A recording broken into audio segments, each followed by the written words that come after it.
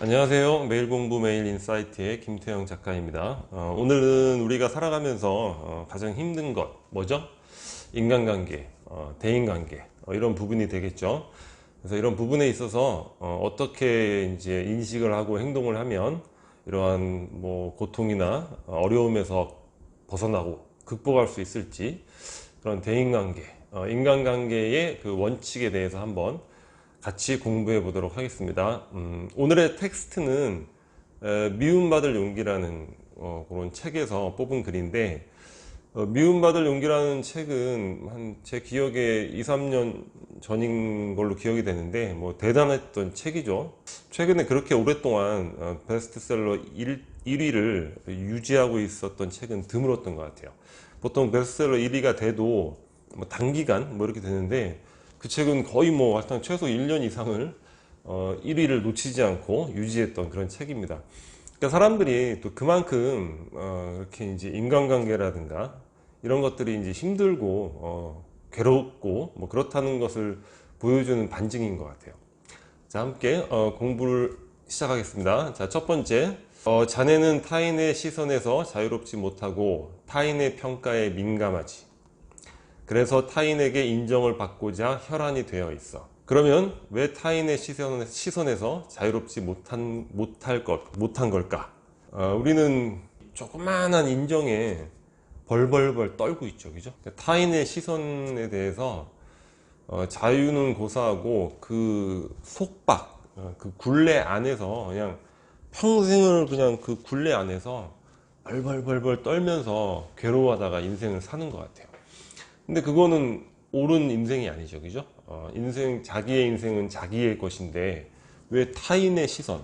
실제로 타인은 여러분들의 생각만큼 여러분들한테 관심이 없다. 뭐 이런 뭐 글귀 많잖아요, 그죠? 타인의 환호, 뭐 인정, 또는 뭐 반대, 또 비난 이런 것들에 너무나 많은 영향을 받고 있죠. 우월과 열등의 롤러코스터를 타는 거예요. 왜 그럴까? 그러니까 이 미움받을 용기라는 책은 아들러 심리학에 관련된 책이거든요. 아들러 심리학의 관점에서 보자면 간단해, 심플하다는 거예요. 자네는 아직 과제를 분리하지 못하고 있어. 본래는 타인의 과제여야 할 것까지 내 과제라고 생각하고 있지. 자, 일단 여기서는 여기까지만 알아보겠습니다. 그 이유는 과제를 분리를 못하고 있어. 남의 과제를 네 과제처럼 생각하고 있다는 거지. 일단 여기까지. 자, 다음 텍스트 보겠습니다. 자신의 삶에 대해 자네가 할 수 있는 것은 자신이 믿는 최선의 길을 선택하는 것, 그것뿐일세.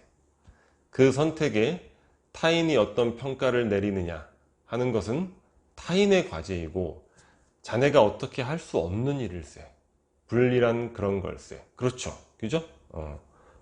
내가 할 수 있는 일은 그냥 내 최선의 선택을 하고 그걸 실행할 수밖에 없는 거예요. 근데 그걸 가지고 세상이 나에게, 타인이라는 것 곧 세상이잖아요, 그죠? 타인이 모이면 세상인데, 세상이 그걸 가지고 어떤 평가를 내리느냐, 그건 세상의 과제고, 그 타인이 어떤 평가를 내리느냐, 그건 그 사람의 과제죠. 그 사람이 그거를 받아 지켜보고 관찰하거나 들었을 때 뭐 환호를 할 수도 있고, 인정을 할 수도 있고, 아니면 반대를 할 수도 있고, 비난을 할 수도 있는 거죠. 그걸 조절할 수 없어요. 그 사람의 믿음을 어떻게 조절합니까? 최근에 그 조국 그 법무부 장관 후보, 그 사실이 아닌 걸로 다 드러난 부분이 많잖아요.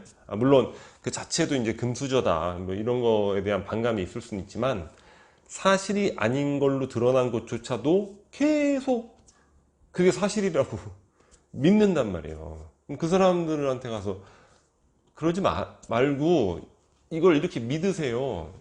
되겠어요? 안 되죠. 제가 이제 강의 같은 걸 많이 하는데, 이게 강의 준비를 하다 보면 떨리죠. 부담되는 경우가 많죠. 항상 뭐 수백 번 똑같은 걸 해도 할 때마다 긴장되는 건 마찬가지인 것 같아요. 그러면은 어떤 날은 분위기가 좋죠. 강의하고 나서 막 좀 분위기가 반응이 아주 좋습니다. 어떤 날은 뭐 거의 등에 땀이 나고 막 반응 썰렁하고 그런 게 상당히 또 고민이 되는 거예요. 그래서 강의하기 전에 어떻게 하면 좋은 분위기를 이끌어낼 수 있을까. 물론 노력은 하죠. 하지만 그 반응은 그 강의를 들으시는 분들의 과제지 제가 어떻게 할 수 없는 거예요. 제가 이 글을 읽으면서 좀 위안이 되더라고요. 그래, 내가 어떤 일을 하건 어떤 강의를 하건 그건 그분들이 평가지, 그건 그분들의 과제지, 내가 어떻게 할 수 없는 거네. 내가 할 수 있는 거는 어떻게 하면 좋은 내용을 잘 재밌게 얘기할 수 있을까, 그걸 노력하는 것 뿐이야. 그 뿐이고 평가는 그분들의 과제야. 아주 명쾌해지는 것 같아요. 그래서 그 뒤로는 어떤 강의를 하더라도 심리적인 영향을 받지 않습니다. 보통 강의 초반에 분위기가 무너지면 그걸로 인해서 계속 심리적 부담감 때문에 더 엉망이 되는 경우도 많거든요. 근데 이거를 제가 읽으면서 깨닫고 난 이후에는 그런 경우는 없어요. 그냥 제가 할 수 있는 최선을 그냥 다 할 뿐이죠. 그리고 그분들의 과제를 맡기는 거죠. 이 책은 그 철학자와 어떤 학생의 대화로 이루어졌는데, 이 철학자가 이제 자꾸 과제를 분리하라고 얘기를 하는 거예요. 근데 이 학생은 부모님에 대한 그 중압감 이런 게 아마 컸던 걸로 기억이 나요. 그래서 내가 인생을 어떤 일을 하고 싶은데 부모님에 대한 중압감, 부담, 뭐 그분들에 대한 기대에 대한 부응 이런 걸로 이렇게 고민을 하니까 철학자가 이제 과제를 분리하게 얘기를 하니까 이 이제 학생이 얘기를 하는 거죠. 아니 그러면 선생님은 부모가 얼마나 슬퍼하든 관계없다라고 말씀하시는 겁니까? 근데 이 철학자가 관계없네. 그러니까 이 학생이 이제 빡친 거죠. 농담하지 마세요. 예? 농담하지 마세요. 예. 그따위 그 불효를 권장하는 철학이 어디 있답니까? 예. 말이 안 된다는 거죠. 예. 불효, 효가 중요한데 무슨 부모하고 과제를 분리하라고 하니까 불효하는 거 아니냐.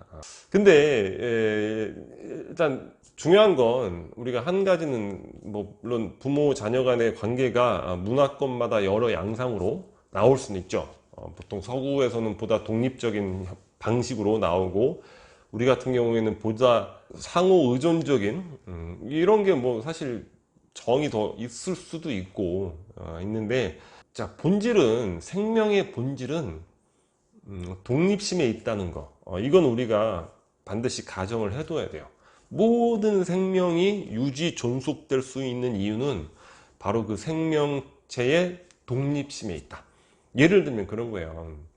이게 이제 닭이 병아리를 낳으면 막 고양이하고 싸워서도 닭이 이긴단 말이에요. 그 병아리 새끼들을 지키기 위해서 막 이기는데, 그래서 이제 병아리를 막 키우는 거죠. 자기의 이제 후손들, 종족을 번식하는 거죠. 그죠? 근데 이게 어느 정도 커서 자기가 이제 모이를 먹을 수 있는, 그전에는 뭐 모이도 이렇게 막 해다 주고 막 이렇게 모이를 먹을 수 있는 수준이 되면 이제 어느 정도 이만큼 아성체 정도 됐겠죠. 그러면 이제 엄마라고 해서 좀 이렇게 가서 의지하고 이러면은 이 닭이 그냥 그 아성체의 대가리를 팍 쪼아가지고 쫓아낸단 말이에요. 너희 막 이제 독립해, 이런 거예요. 또 독립하는 거죠. 예. 그 모든 생명체가 마찬가지죠, 그죠? 보면 뭐 우리 그 뭐 무슨 동물의 왕국 보면 많잖아요. 막 절벽에서도 막 떨어뜨려가지고 독립시키고 뭐 사자 같은 경우에도 어느 정도 크면 무리해서 내쫓잖아요. 근데 생각을 해보세요. 그 부모가 예를 들어서 그 병아리를 끝까지 그냥 먹여준 거야. 그러면 그 생명체는 그냥 멸종이 되는 거죠. 그럼 그 엄마 죽으면 이제 그 애는 굶어 죽는 거지. 모이를 자기가 뭘 찾아 먹어 봤어야지. 이거 엄마 어디 있지? 이제 멸종이 되는 거예요. 그래서 생명 자체의 생명체라는 이 본질은 독립심에 있다. 여러분들이 이 부분을 생각을 하셔야 돼요. 효나 불효 이런 거는 다른 차원의 문제고 기본적으로 독립심이다. 그래서 이제 이 철학자가 얘기를 하는 거죠. 오히려 가까운 가족이야말로 더 의식적으로 과제를 분리해야 됩니다. 자, 타인에 개입하는 것과 타인의 과제를 떠안는 것은 자신의 인생을 무겁게 짓누른다네. 만약 인생에 고민과 괴로움이 있다면 그 고민은 인간관계에 있으니 먼저 여기서부터 여기까지는 내 과제가 아니다 라고 경계선을 정하라는 거죠. 타인의 과제는 버리는 거예요. 그것이 인생의 짐을 덜고 인생을 단순하게 만드는 첫걸음일세. 이렇게 되는 거죠. 과제를 여러분들이 내 과제인지 타인의 과제인지 그걸 분리를 하셔야죠. 그러니까 특히 가족 관계에 있어서 과제 분리가 중요하고 너무 애쓰지 않는 게 좋은 것 같아요. 보면은 이 막 그 가족의 한 구성원으로서 그냥 모든 구성원들의 과제를 다 자기 과제인 양 떠안고 있는 사람들이 있어요. 아이고 우리 남편은 어떻게 해서 인간 만들어야지, 뭐 우리 아들놈 뭐 어떻게 해서 인간 만들어야지, 딸내미는 어떻게 해서 저기 취업시켜야지. 이게 다 타인의 과제잖아요, 그죠? 근데 그거를 다 자기 과제라고 생각하는 것이, 그럼 어떻게 됩니까? 인생이 괴롭죠. 아니, 노력을 하고 도와주는 건 좋아요. 딸의 취업을 위해서 어떤 게 도움이 될까? 뭐 정보도 알아보고 이런 것도 있단다. 남편이 어떤 성격적 단점이 있다면, 그래서 이런 부분은 뭐 이런 것도 뭐 어떤 뭐 이런 모임을 함께 가서 뭐 이렇게 간다거나 아니면 좋은 공동체를 찾아본다거나 이런 건 있을 수 있지만, 그 과제를 가지고 그냥 꽉 짊어지고 막 고쳐 뭐 이러고 안 되죠. 예. 그리고 또 중요한 건 그렇게 타인의 과제를 자기 과제인 양 생각하는 사람들이, 타인이 조금 예를 들어서 성과가 있었어. 그게 이제 그 사람의 노력으로 인한 건지 아닌지 알 수는 없죠. 모든 사실 사람은 자기 노력에 의해서 변할 수 있는 거지 남의 어떤 지시나 강압에 의해서 변할 수 있는 건 아니에요. 근데 어떤 그런 성과가 있어. 그럼 어떻게 됩니까? 평생 또 그 생색 가지고 사는 거야. 그 생색. 아이고, 내가 그냥, 누구 인간 만들었네. 쟤 나 때문에 제가 저렇게 된 거야. 너 나 아니었으면 네가 됐겠니? 생색이에요, 생색. 그러니까, 그냥 남의 과제를 가지고 그냥 자기 과제인 양 계속 괴로워하다가, 나중에는 이제 또 그냥 그 생색으로 또 남을 괴롭게 하는 거지. 얼마나 괴롭습니까? 생색. 스스로도 괴로운 거고. 그런 모습을 저는 많이 봤어요. 어렸을 때부터. 보면 형제 간에도 이렇게 어떤 도움을 줬는데 너무 과도하게 막 신경 써서 막 챙겨주고 도와주고. 나중에 좋은 소리 못 듣는 것 같아요. 저희 할머니 때였던 것 같은데, 왜 A는 더 도와주고 언니 누나 난 덜 도와줬어. 오히려 이렇게 비난받고 힐난하는 경우도 많이 봤어요. 부모님이 여러분들한테 갖는 기대는, 그거는 부모님의 과제죠. 여러분의 과제는 아니죠. 그 과제를 또 내 과제인 것처럼 나는 나의 삶, 나의 본성에 맞는 삶을 살아야 되는데, 그걸로 인해서 내가 어떤 삶의 방향을 바꾼다거나 문제가 있는 거죠. 잘해드리는 건 별도의 문제죠. 그죠? 여러분들의 본성을 갖고 그 삶을 살아갔을 때 오히려 더 잘해드릴 수 있는 거고. 보통 이제 미국이나 캐나다, 뭐 영국, 이렇게 서구 국가들 같은 경우 이렇게 주로 많이 경험을 해보고, 또 학생들도 많이 이제 안내를 해보면 그런 얘기들 많이 이제 경험을 하죠. 보통 그쪽 문화권에서는 고등학교를 졸업하고 부모님하고 같이 살고 있다. 그럼 상당히 이상한 사람 취급을 받는 거예요. 그건 상당히 이상한 거예요. 문화권의 이제 차이라고 할 수도 있지만, 그러니까 보면 빌 게이츠나 뭐 저크버그 같은 경우 다 대학교를 중퇴했잖아요. 중퇴하고 자기가 이제 창업을 하고. 근데 저는 그런 생각 가끔 해봐요. 우리나라 같았으면 과연 가능했을까? 야, 네가 어떻게 해서 너를 서울대를 보냈는데 중퇴를 하고 뭘 한단 말이냐, 졸업은 하고 해라. 그 사이에 뭔가 또 세상이 바뀌어서 놀라운 사업의 기회를 잃어버릴 수도 있는 거죠. 과제 분리라는 거, 이런 것들이 지금 시대에서는, 물론 과거 이제 농경사회 같은 경우에는 뭐 양육, 부모님이 이제 자녀에 대한 양육의 노고와 거기에 따른 자녀의 이제 효, 이런 게 일종의 이제 사회적 보험 역할도 했을 것이고, 긍정적인 부분이 훨씬 컸겠지만, 지금은 시대가 너무나 빨리 변하고 있죠. 그렇기 때문에 독립심의 과제 분리, 이런 것들이 더 적합한 것이 아닌가, 이런 생각이 듭니다. 자, 다음 페이지. 자, 먼저 이것은 누구의 과제인가, 이걸 생각하고 과제를 분리하세요. 어디까지가 내 과제이고 타인의 과제인지 냉정하게 선을 그으세요. 아까 말씀드렸죠? 뭐 개인주의적 삶을 살자는 거 아니에요. 내가 도울 일은 돕고 최선을 다할 일은 최선을 다하는 거예요. 개입하고 개입 당하지 말라는 거죠.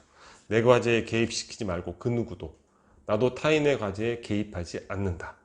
이렇게 정하면 인간관계, 대인관계는 굉장히 단순해집니다. 이건 제가 끊임없이 실천해 보고 있어요. 또 사람이 그렇잖아요. 뭐 이렇게 지나 보고서 그러네 하다가 또 잊어버린다고. 그럼 또 한번 생각하고 다시 한번 읽어보고 또 실천하고. 그래서 인간관계로 인해서 고민거리가 생겼을 때 다시 한번 제가 사색하면서 해결책을 찾는 그런 텍스트가 바로 미움받을 용기의 이런 부분의 텍스트입니다. 그리고 이제 마지막으로 많은 이제 부모님들도 이제 이 영상을 보고 계실 텐데 자녀와의 과제 분리 이런 부분에 대해서 한번 말씀을 드려볼게요. 자, 곁에서 최선을 다해 돕기는 하지. 아까 말씀드렸죠. 개인주의로 살다는 게 아니에요. 과제는 최선을 다해 돕는 거예요. 하지만 끝까지 개입하지는 않죠. 말을 물가에 데려갈 수는 있지만 물을 마시게 할 수는 없다라는 속담이 있다. 본인의 의향을 무시하고 변하는 것을 강요해봤자 나중에 반발심만 커질 뿐이다. 자신을 바꿀 수 있는 사람은 자신밖에 없네. 게임을 하고 있죠, 자녀가. 그거 컴퓨터 부시고 막 싸우고 맨날 해보세요. 변하겠습니까? 오히려 반발심만 커지는 거예요. 이제 내가 충분히 했네. 이제는 하지 말아야지. 누구나 게임을 평생 하진 않아요. 좀 오래 할 수도 있고 덜 오래 할 수도 있지만 누구나 거기에서 깨달음을 얻고 나온단 말이에요. 옆에서 노력을 해주는 거지. 조언해주고. 근데 그걸 가지고 막 개입하고 싸우고 막 혼내고. 근데 본인이 이제 예를 들어서 이제는 그만해야겠네. 근데 야 이제 게임 하지 마. 반발심 때문에 더 하는 거죠. 난 사람이라는 게 다 그렇죠. 내가 주체적으로 주도적으로 뭘 결정해서 행동하는 것이 의미가 있는 거지. 누가 막 시켜서 하는 걸 원하는 사람이 누가 있습니까? 아무도 없죠. 예. 안 하려고 했는데 오히려 그것 때문에 더 하는 거죠. 그래? 더 해. 이렇게 되는 거예요. 그래서 최선을 다해 돕기는 하지만 개입은 하지 않는다. 많은 부분 돕는 거. 그래야만 또 부모님들도 심플하게 행복해지실 수 있어요. 자녀의 과제를 자꾸 자기의 과제이냐 그냥 움켜쥐고 이러니까 얼마나 인생이 괴롭습니까?